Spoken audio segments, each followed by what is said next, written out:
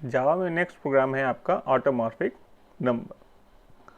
ऑटोमॉर्फिक number क्या होता है, जैसे कि यहाँ पर दिया हुआ है आपका ऑटोमॉर्फिक नंबर वो नंबर है जैसे कि फाइव नंबर है एक ऑटोमॉर्फिक। कैसे पता चला हमें, तो 5 का जब स्क्वायर किया हमने तो हमें क्या मिला, 5 का स्क्वायर किया 25।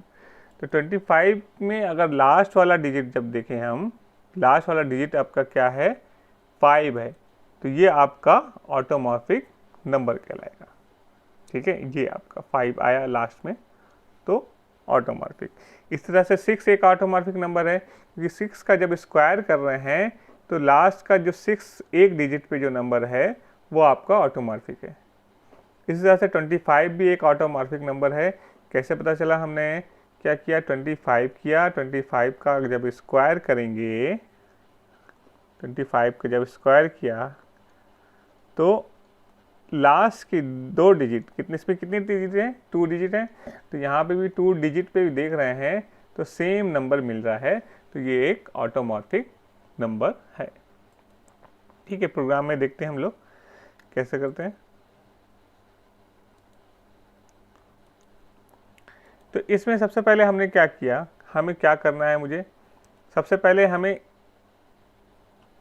करेंगे क्या, हम जैसे कि हमारे पास 25 एक नंबर है, मान लेते हैं हमारे पास क्या है 25। ठीक है, हमने लिया 25। अब इसमें कितने डिजिट हैं, इसका स्क्वायर अगर हम करते हैं, पहले स्क्वायर कर लेते हैं। पहले स्क्वायर जब किया तो हमें पता चला 625। ठीक है, इसमें कितने डिजिट हैं, इसमें डिजिट की है आपके 2 डिजिट है ना, 1 2।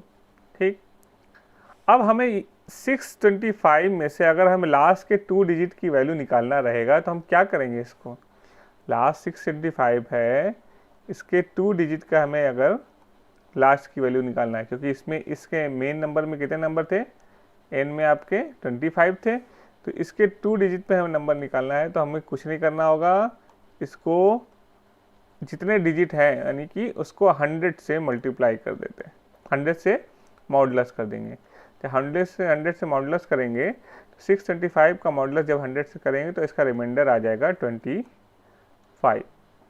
ठीक है, तो ये जो नंबर है आपका इससे इक्वल है, तो ये आपका और एक ऑटोमॉर्फिक नंबर है।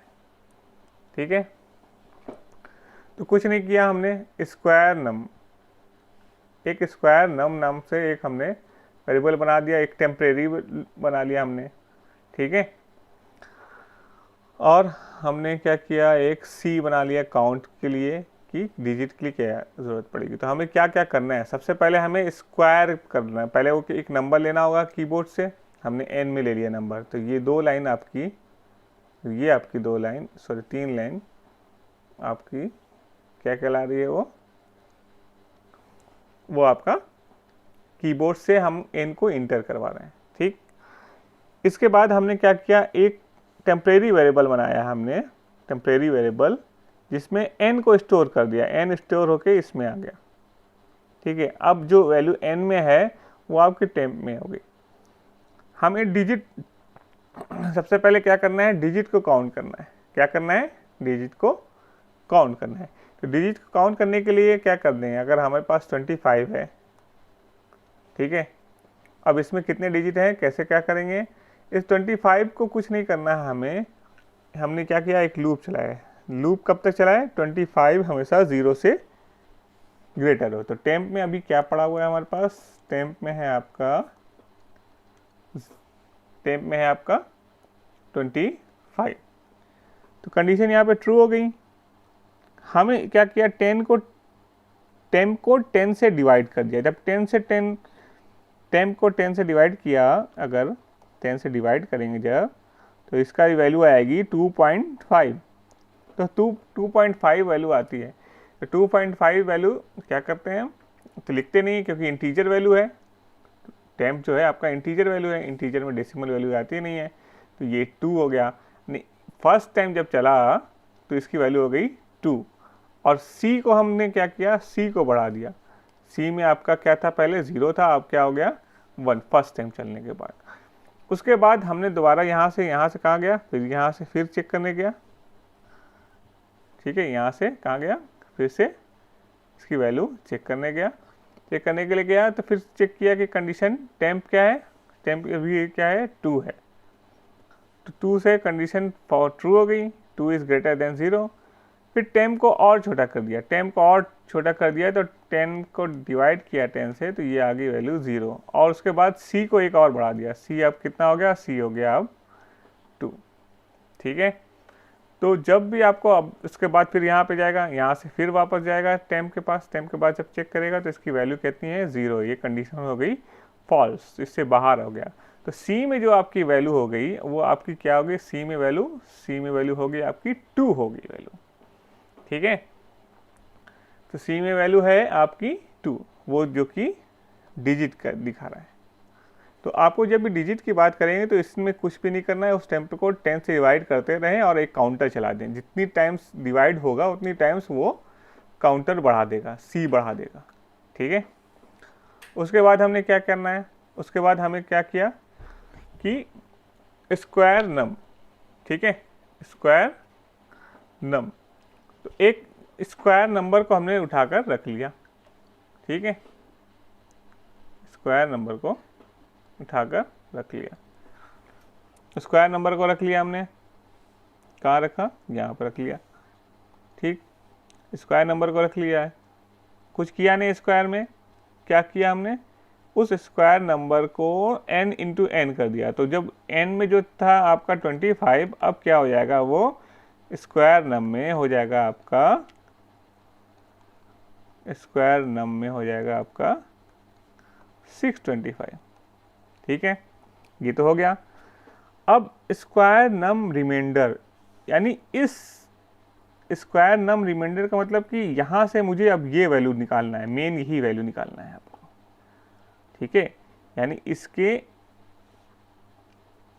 स्क्वायर नम के ये वाली वैल्यू अगर मिल जाती है हमें, अगर ये चेक कर लेते हैं कि क्या ये नंबर के बराबर है, तो आपका ऑटोमॉर्फिक नंबर है।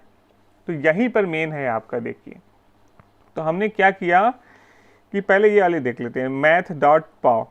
मैथ डॉट पाव क्या करता है, किसी भी नंबर का पावर दिखाता है, क्योंकि हमें मालूम है कि मैथ के सारे फंक्शन कैसे होते हैं, डबल में देते हैं, तो इसलिए हमने इसको टाइप कास्टिंग करके इंटीजर लिख दिया।